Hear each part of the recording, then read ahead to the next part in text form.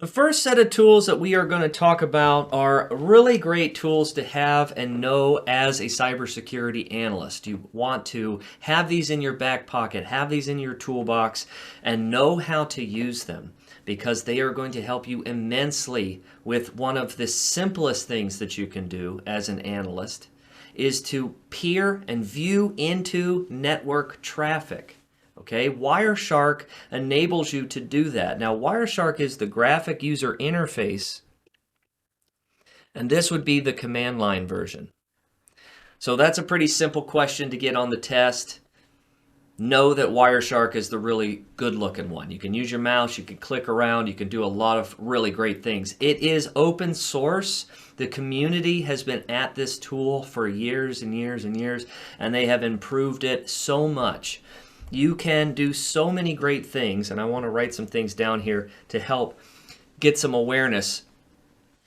With packet capture, okay, you want to use it to view into protocols. You want to see streams, okay? You want to apply filters, which in Wireshark you can use different types of expressions in order to filter out and basically separate packages frame by frame, even all the way down to inspect the actual hexadecimal of the message, of the packet itself. All right? So without really going into it, looking at a slide, let's go over here and get Wireshark spun up in our Kali Linux. Okay, so here's Kali Linux. When you click on the top right, oh, I wish I could zoom this in. How do I zoom in my...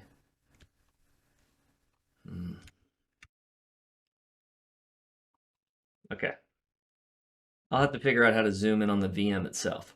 But if you go to sniffing and spoofing, okay, that's number 9, you'll see Wireshark.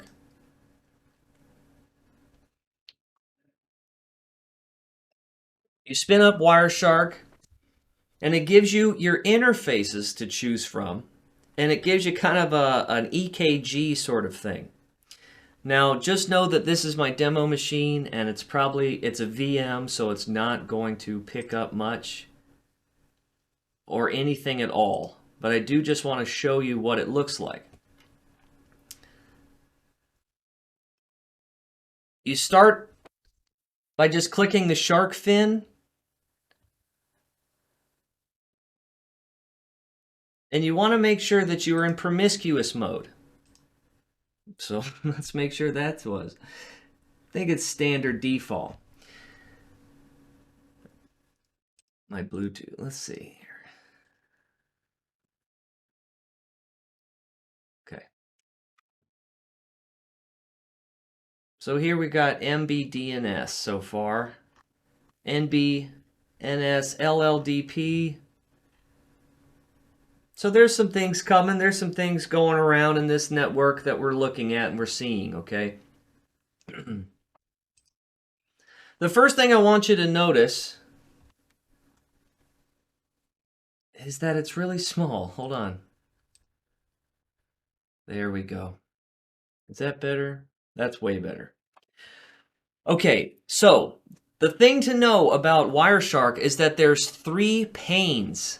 These 3-pane view allows you to see frame, fields in the currently selected frame, and then the bottom right frame shows the raw data in hex as well as ASCII format, which is over here, okay?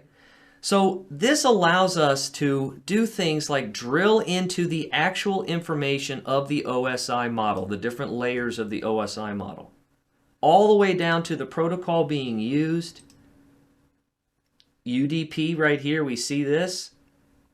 It's on its way. Source port is one of those random high ports. Destination port 1900. I'm just clicked on a random one, so. Here you see Ethernet 2, we have the source where we get the MAC address information. We see it's a VMware, so it's a VM MAC address. Destination, source. You get a lot of great information from the packets just by simply viewing them. One thing you can do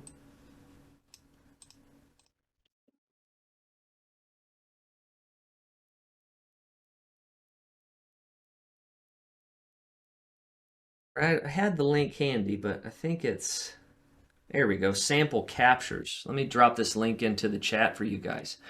So this is really great practice. If you have requested access to the lab environment, there are good Wireshark exercises for packet capture.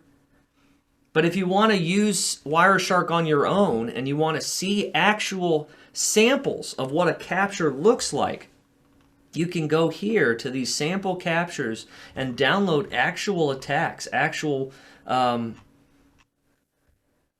malicious looking things, but you can also get just normal looking traffic. So one that I like to pick is Telnet.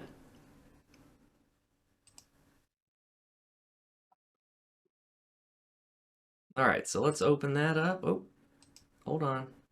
Open up file location. All right, here we go. We're going to download. This is going to work. Hold on. All right.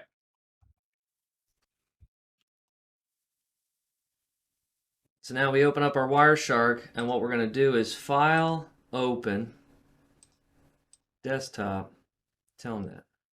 Okay, continue without saving. All right, so what I just did was I downloaded a sample of what Telnet looks like in Wireshark. So this is Telnet traffic. So you see the three-way handshake because it is a transmission control protocol, TCP, which is connection oriented. So it does require the three-way handshake, the SYN, SYNAC, and acknowledgement. You see that here just in the general info section. Now, by default, Wireshark is not configured, to help you a lot. If you want to really hone in your skills as an analyst, spend some time. Oh, I need to zoom in a little bit though. Spend some time organizing the tabs. You want the number packet and the time are two of the most important that you filters that you want. Then source, I like to do source and destination, protocol. The length of the packet helps you identify data exfiltration. Easily find packets that have huge amounts of data or length that will stick out to you, okay? If you do a right click, follow TCP stream. Excuse me. One of the things about about Telnet is that it was sent in the clear, in plain text. Oh, I can't actually. Oh, can I zoom in? There we go. Okay, that's how I can.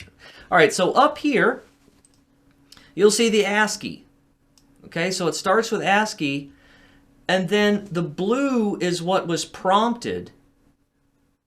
And then you see this red. I don't know. Yeah, you can kind of see the difference between the blue and the red. Now, when you see this, you see that there's an echo, right? The login is FAKE. So that's the user typing in the F, and then the F is then echoed to the application, whatever they're doing with this logging in here. They're logging in to bamzing.org, OpenBSD. Okay, it's an operating system. So the password is user. You see that this is all red, right? Because when you type in your password, it's not echoed to the screen. So there we go, right? There's a prime example of how just promiscuously listening to network traffic by simply viewing the contents of Telnet we can see and capture a user's password in the clear. So that's extremely unsafe, unsecure.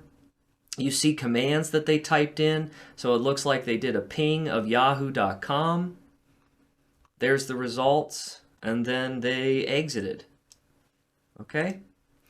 So pretty crazy stuff that you can accomplish with Wireshark, and I definitely encourage you to spend some time, maybe download some of those captures, open them up, play around with them, see how you can scroll through. Let's go way back up to the three-way handshake real quick. The initial three-way handshake of TCP. So we see the destination address, MAC address, the source MAC address. Then you get into the actual IP protocol for IPv4, so we get the source and destination IP addresses. And then we go down and we can see the destination, or the source and destination port that they were using. Okay, so you know Telnet is port 23. There it is, destination. So really cool tool to get familiar with. And then timestamps. That's really gonna, well, there's nothing there. But when you get into the actual time, we talked about correlation of our log data, time syncing. Very important. Let's go back. TCP dump is our next one. Really quickly, if you just go to the same section, sniffing and spoofing,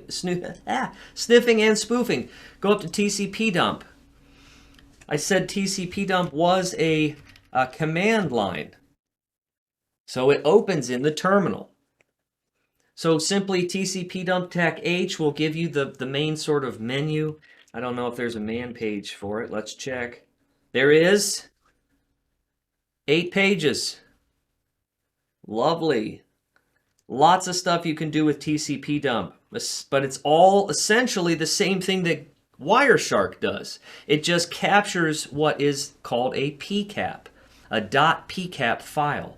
And then you can use TCP dump to view the contents, save it, compress it, send it somewhere else. Okay, there's count, file size, dump packet matching, C program fragments. You know, there's so many things that you can do with TCP dump. And I want to write some of the ones that you should be familiar with, and then we'll go back. All right, so TAC N shows addresses, not host names, which helps, okay?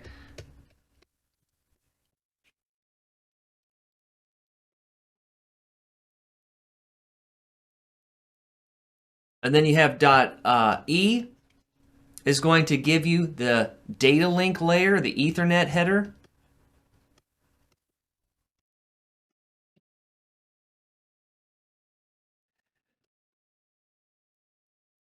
You can have different levels of verbosity, or how much detail, how much data you actually want. How in the IP header fields you can get down to the how increased you want of the output and get details like TTL and stuff like that. Bytes, files, you want to be able to TAC W, okay? That's going to write to a file.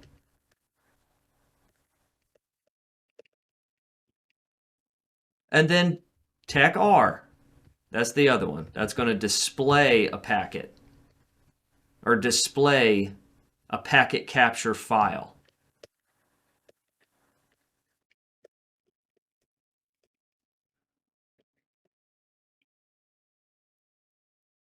Okay, so .pcap. That's what I downloaded from the samples for Wireshark and loaded it in there. So you can actually capture TCP dump data and then drag and drop that into Wireshark to actually view it, click it, and analyze it in a GUI sort of nature. Ports, protocols, nets, there's so many other options, switches for TCP dump. You can also use several different commands by the double ampersand, using the double pipe. All right, you can combine logic. You can group things in parentheses. TCP dump has a lot. It's a niche kind of tool. A lot of pen testers will use TCP dump because it's a tool that's already loaded into a Unix or Linux type of operating system. So if an advanced persistent threat, if a threat actor actually makes it onto a machine, they're going to do something called living on the land, or LOL, right? They're using tools that are already located on the operating system, so they can fire up TCP dump in a terminal hidden behind, right? Not even printing to the screen so the user can see, but he can promiscuously listen to network traffic and identify key targets and then exfil that packet capture. All right, so that's what we're talking about here. And that's a nightmare scenario, but I like to throw that out there because it is a capability.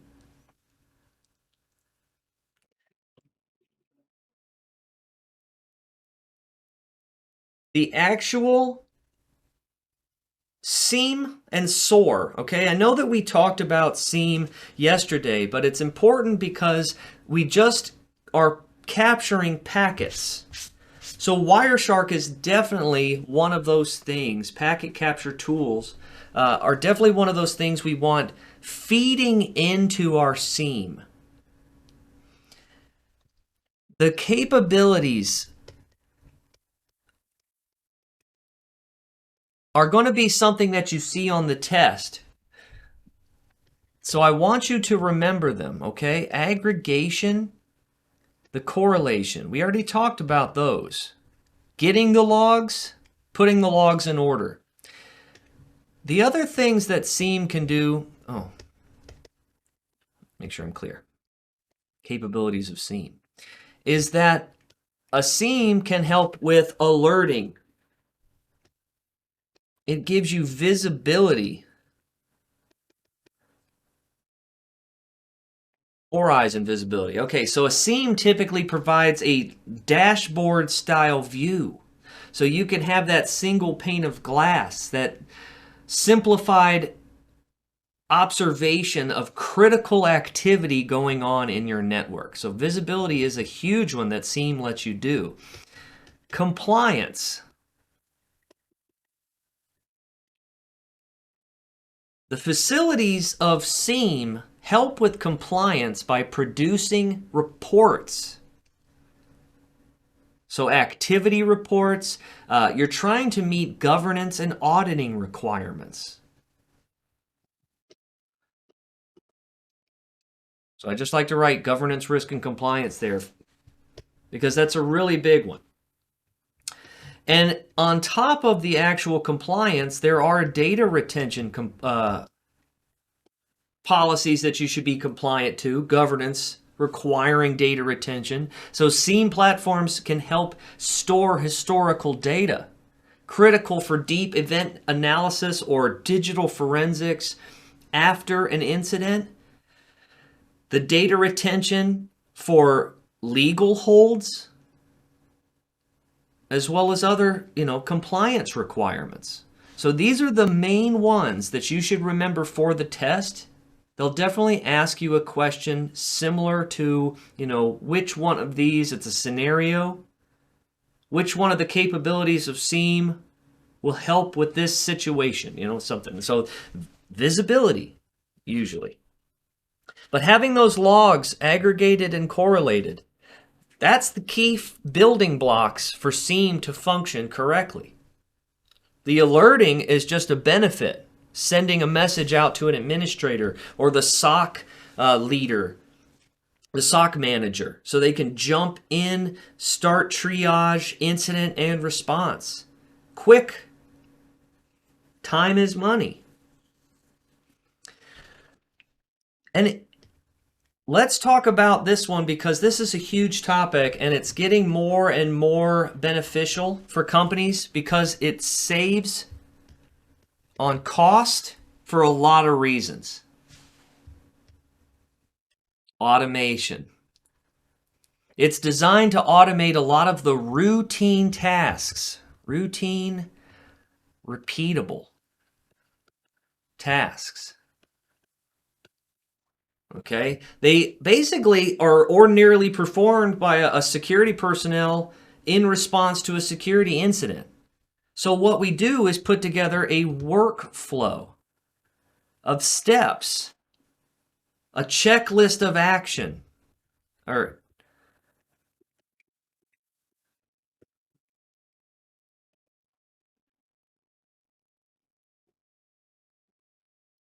these are usually called playbooks. So I'll put that in double quotes. A SOAR task is defined as, or called, a playbook, and a playbook is a workflow or a checklist of actions that can be performed in response to a specific event. And that's why alerting is important. If the SIEM notices something that is odd, anomalous, then it can alert.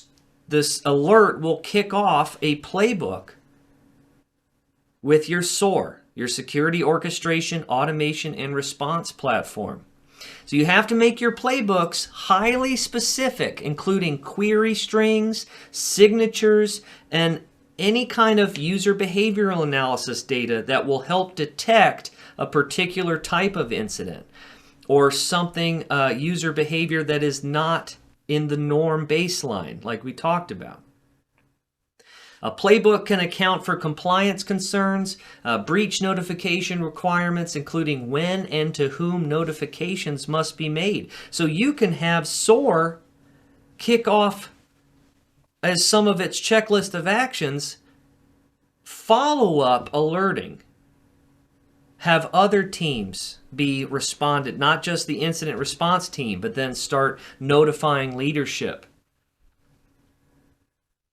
So there's quite a few vendors that make SOAR, and let's just view a couple of them really quick.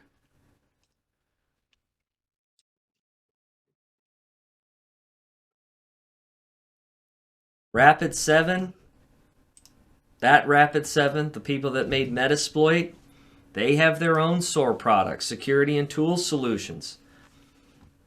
So you can visit these. Let me drop this into the chat for you guys.